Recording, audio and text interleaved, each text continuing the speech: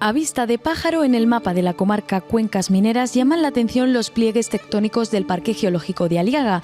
Lo preside La Hoya, una de sus crestas más destacadas. Imaginamos que esto todo es un pliegue de 20 kilómetros y luego la presión viene a la inversa, que sería noroeste-suroeste, y sería esto. Entonces, ¿qué pasa? El pliegue de La Hoya se acorta 1 kilómetro sobre el eje vertical. Hace 3 millones de años el surco de los ríos consolidó esta joya geológica de Aliaga, que hoy abre la puerta a la investigación para conocer los secretos de las capas de la Tierra.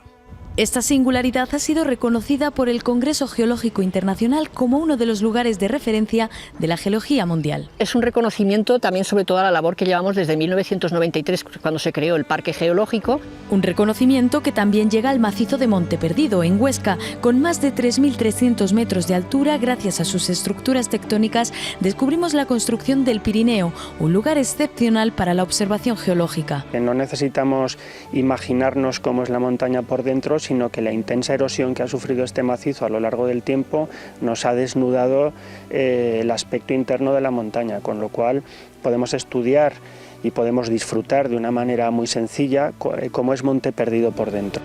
Todos los detalles del macizo calcáreo más alto de Europa se pueden conocer a través de una georruta hasta su cima.